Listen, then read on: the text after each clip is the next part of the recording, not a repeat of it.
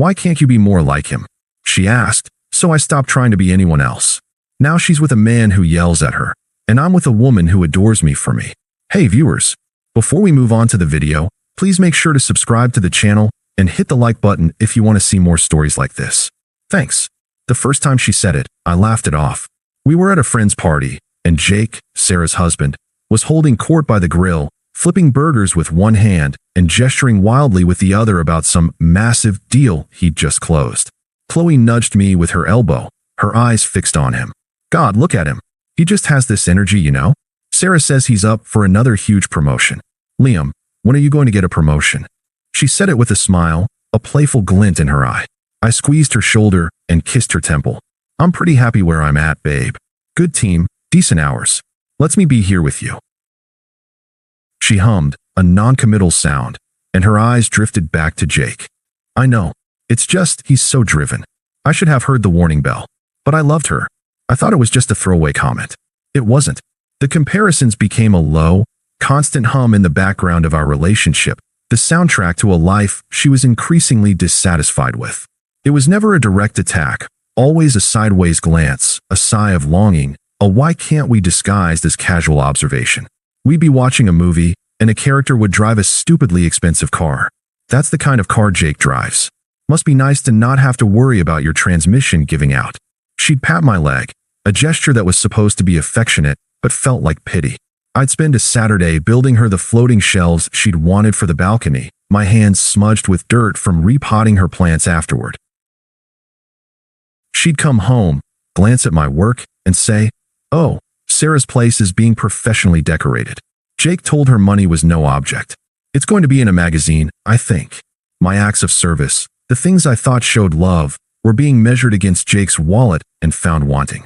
I started feeling like I was in a race against a ghost, a specter of success I had no idea how to beat because the finish line kept moving. But our anniversary was coming up. For years, I was determined to make it perfect, to show her that our life, our version of success, was something to be cherished. I didn't book a trip to Bali. I didn't buy a diamond necklace. I planned us a night that was us.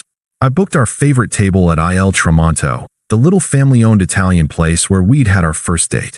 The walls were a warm terracotta, the candles dripped wax onto old Chianti bottles, and the owner, Giovanni, knew us by name. I ordered her favorite wine, the ridiculously overpriced Cabernet we discovered on a trip to Napa, a trip I'd saved 6 months for. I was nervous. I felt like I was trying to defuse a bomb with kindness. I saw her walk in, and my breath caught. She looked beautiful. She was wearing a new dress, something sleek and expensive looking. For a moment, hope flared. She'd made an effort. Maybe she felt it too, the importance of this night. She sat down, gave the restaurant a quick, appraising glance, and offered me a tight smile. "You look amazing," I said, pouring the wine. "Thanks. This place is cozy as ever." The word cozy landed with a thud. It sounded like small. We made still conversation through the appetizers. She scrolled through her phone more than she looked at me. Then her face lit up in a way it hadn't all night. It wasn't for me. "Oh my God," she said, turning the screen to show me. It was an Instagram post from Sarah. A glossy, filtered photo of a diamond necklace laid out on a velvet box. The caption, "Just because nights are the best nights." Gemstone couldn't ask for a better man. Hashtag Jake the Great, hashtag spoiled rotten. "Look at that," Chloe said, her voice dripping with a wistfulness that felt like a physical blow. "Sarah showed me that earlier. Jake just gave it to her. For no reason. Just because." I took a slow breath, trying to keep my voice light. "That's a lot of diamonds." "It's not about the diamonds, Liam," she said, her tone sharpening as she put the phone down. "It's the gesture. It's about wanting to give your partner the world. It's effort." The words hung in the air between us, suffocating. The effort I'd put into this night. Booking the table, securing the wine, writing the card that was currently burning a hole in my jacket pocket, evaporated into nothing. Our main courses arrived. She picked at her osso buco, pushing the rich meat around the plate. "Is it not good?" I asked, my own stomach churning. "It's fine," she said, not looking up. "It's just, I saw on Instagram that Jake took Sarah to that new Michelin star place downtown for their monthliversary or something. The one with the 6-month waiting list. He probably spent more on that one meal than you did on this entire night. The dam broke. The careful calm I'd been clinging to shattered. What is it you want from me, Chloe? The question came out quieter than I intended, laced with her exhaustion I didn't know I was carrying. She finally looked up at me, and her eyes weren't wistful anymore. They were cold, hard, resigned. I want what Sarah has, she said, her voice flat. I want a partner who doesn't just play it safe. Who doesn't think this? She gestured around the room with her fork, a gesture that dismissed our entire history. Is enough. Mark would have taken Sarah to Bali for an anniversary. He challenges her. Why can't you be more like him? The air left my lungs. It was the first time she'd said it so bluntly, so cruelly. The name. Mark. Not Jake, the idea. But Mark, the man. A real person she was measuring me against. Why are you with me?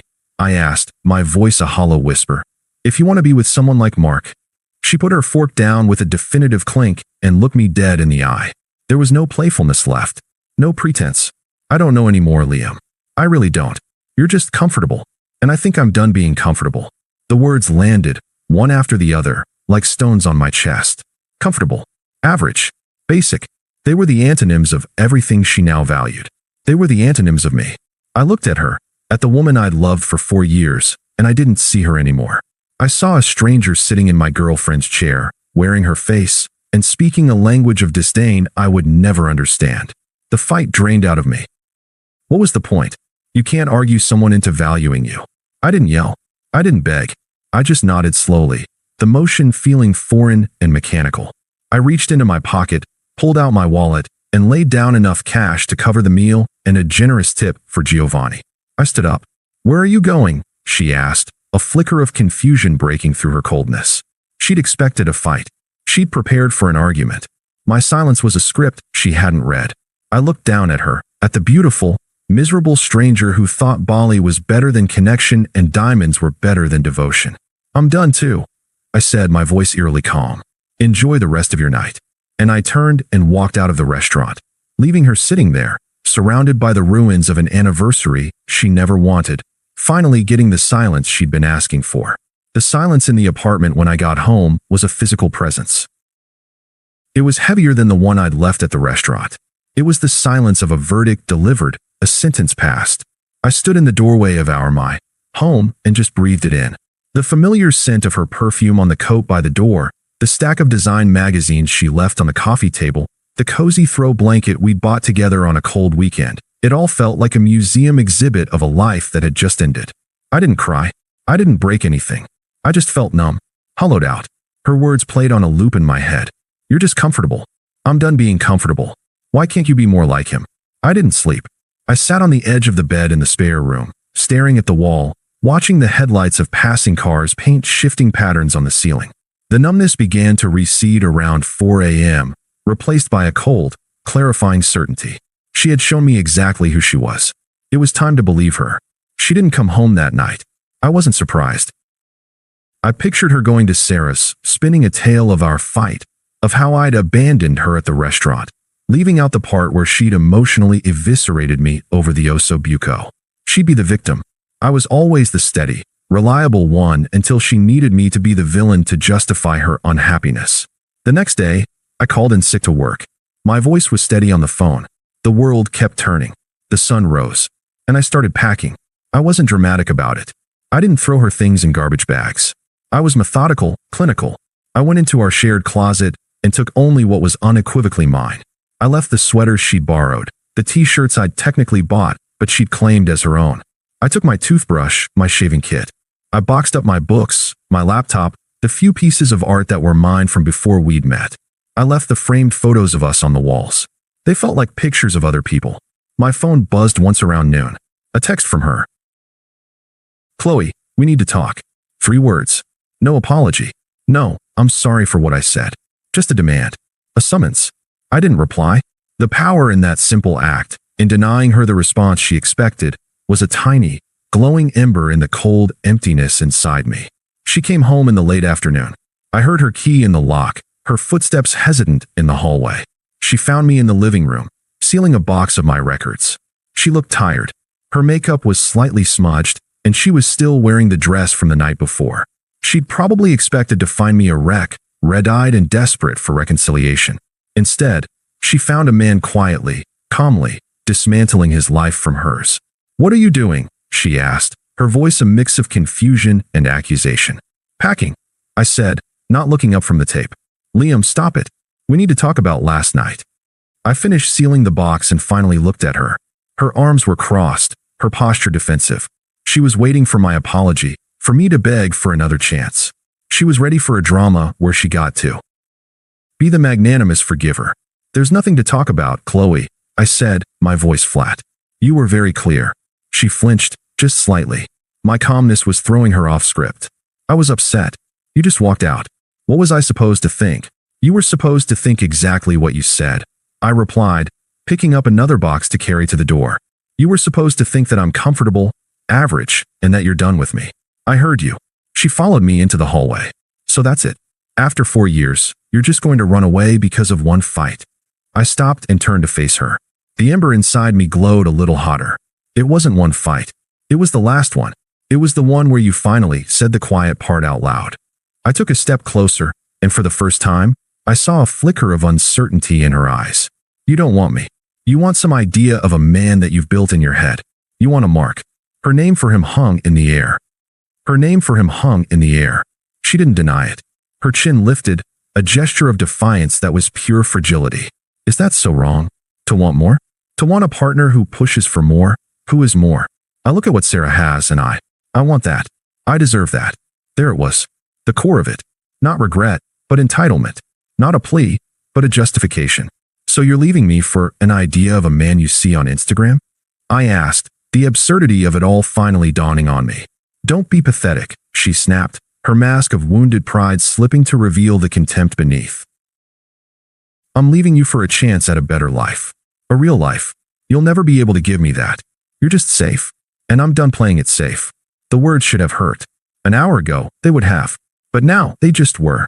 They were facts about her, not judgments about me. She was a tourist in our relationship, and she'd finally decided the scenery wasn't glamorous enough. I looked at this woman I had loved, truly and completely, and I felt nothing but a vast, echoing silence. The love was gone. The pain was receding. All that was left was the certainty of my next move. I nodded slowly. "Okay." Her eyes widened. "Okay. What does that mean, okay?" "It means okay," I said, my voice quiet but final. "You're done. So am I." I turned my back on her, walked to the door, and picked up the 2 boxes I'd packed. My duffel bag was already by the door. It held everything I needed to start over. "Where are you going?" she demanded, her voice rising in pitch. This wasn't how it was supposed to go. I was supposed to fight for her. I was supposed to promise to be better, to be more like him. I opened the door and stepped out into the hallway. I looked back at her one last time, standing in the doorway of the apartment we'd shared, surrounded by the life she claimed to hate, but was clearly terrified to lose control of. "Goodbye, Chloe." And I walked away. I didn't slam the door. I let it swing shut quietly behind me, the soft click of the latch echoing in the hall like a period at the end of a very long, very painful sentence. I got in my car, my transmission-prone, average, comfortable car, and drove away. I didn't look back at the building in the rearview mirror. I was already gone. The first week was a blur of numb mechanics. I crashed on my friend Dave's couch. I found a cheap, short-term lease apartment. I moved my boxes into empty rooms that echoed with silence, not memories. The pain was a quiet, constant ache, like a bone-deep bruise. But the strangest thing was the clarity.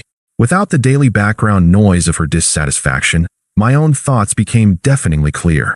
I hadn't been holding her back. She'd been holding me down, anchoring me in a sea of my own perceived inadequacy. I didn't cry. I got angry, but it was a cold, useful anger. I channeled it. I joined a gym and spent hours there, not to become some sculpted god for her, but to feel the solid proof of my own strength. My body was mine again. My time was mine. My peace was mine. I muted her on my phone. I didn't block her, a decision that felt like power, not weakness. I wanted to see if the silence would bother her. It was a test she was destined to fail. Weeks bled into a month. I focused on work, not for a promotion to impress her, but because I found I actually liked my job when it wasn't being used as a weapon against me. I reconnected with friends I'd gently sidelined because they weren't couple friends. A text came through from a mutual friend, Maya. "Maya, hey, heard about you and Chloe. Tough break. You okay? I was about to give a standard, I'm fine reply when a second text followed. Maya, for what it's worth, she's already seeing some new finance guy. Total tool. Lots of flash, not much substance. Sounds familiar, right? The ember of cold satisfaction glowed. The replacement had been acquired. The cycle was beginning again. For her, nothing had changed. For me, everything had. The reports trickled in, painting a picture I'd seen coming from a mile away. Maya became an unwilling source of intel. The new guy, Derek, was indeed a Jake 2.0. Loud, wore expensive watches, talked constantly about his portfolios. He'd swept Chloe off her feet with fancy dinners and hollow promises. But the facade cracked quickly. Maya witnessed it firsthand at a group happy hour. Text from Maya. Okay, you didn't hear this from me, but we were at the Oak Room last night. Derek was there. He was awful. According to her, he'd spent the evening holding court, but his jokes were cutting, his boasts were condescending. He'd openly criticized Chloe's choice of drink, calling it amateur. When she tried to join the conversation, he talked over her. Maya. Then he made some comment about her outfit. Said the color washed her out. I swear, Liam, her face just fell. She looked so small. It was brutal to watch. He's not a provider, he's a critic. The final act of karma was delivered via text a few weeks later. It was a masterpiece of irony. Maya, so? Update. Derek dumped Chloe. Apparently, he told her she was high maintenance and not worth the effort. I read the message 3 times. High maintenance. Not worth the effort. She had traded the man who found her worth the effort for a man who found her not worth it. She had left comfort for cruelty. She had begged for a challenge and gotten one. The challenge of being constantly diminished. The life of dazzling excitement she'd chosen had lasted less than 2 months. The grass wasn't greener. It was astroturf, laid over a foundation of absolute shit. And now she was standing in the middle of it, alone. The first text came at 1:17 a.m., a classic drunk dial in digital form. Chloe, I think I made a huge mistake. Can we talk? I read it. Felt nothing. Deleted it. The silence was my reply. A week later, my phone buzzed with a voicemail. Her voice was thick with tears, a performance for an audience of one. Liam, please. He was awful. You were right about everything. I'm so sorry. I just need to hear your voice. Please call me back. I deleted it. She wasn't sorry for what she did. She was sorry her gamble had failed. Then came the flying monkey. Her friend Sarah, the original source of the comparison poison. Sarah, look, Liam, she's really messed up. You need to be the bigger man here and talk to her. She learned her lesson. I answered, my voice flat. Her lessons are no longer my concern, Sarah. Please don't call me again. I hung up before she could sputter a reply. The final attempt was an ambush. She showed up at my new building, her face puffy, but her eyes were sharp with anger, not grief. The tears had dried up, replaced by pure entitlement. You've been ignoring me, she accused, blocking my path to the door. I have, I said, not breaking stride. After everything, you're just going to be a cold bastard about it. I stopped and finally looked at her. You got what you wanted, Chloe. You traded up. I hope it was worth it. I swiped my key fob and walked inside, leaving her standing on the sidewalk, her desperation finally curdling into rage. The mutual friend's summer barbecue was in full swing. I was there with Sophia. We were laughing by the grill, her hand resting easily on my arm. We looked and felt like a team. I saw Chloe before she saw me. She was alone, nursing a drink in the shade, looking brittle. She watched us. I saw the calculation in her eyes, the bitter comparison she was making. Driven by jealousy, she marched over as Sophia went to get us drinks. So this is why you couldn't answer my texts? You moved on that fast, she hissed, her voice low and venomous. Hello, Chloe, I said, my tone neutral. Who is she? Another average girl who doesn't expect anything from you. I glanced over at Sophia, who was smiling as she chatted with a friend. A genuine, easy smile. She's someone who doesn't ask me to be like anyone else. Chloe's face contorted. You think you're so happy? This is just you settling because you couldn't handle a real woman. Sophia returned then, sensing the tension. She stood beside me, a calm, solid presence. She didn't say a word, just offered a polite, questioning look. I looked from Chloe's angry, miserable face to Sophia's kind, confident one. The contrast was the entire story. I turned back to Chloe, my voice calm and utterly final. I'm not settling. I'm finally seen. Excuse us. I put my arm around Sophia, and we walked away. I didn't look back. I didn't need to. The silence that followed us wasn't empty. It was full of the life I'd built, a life where her approval meant absolutely nothing. Thanks for watching. Make sure to subscribe to the channel and hit the like button. What do you think about this story? Share it in the comments.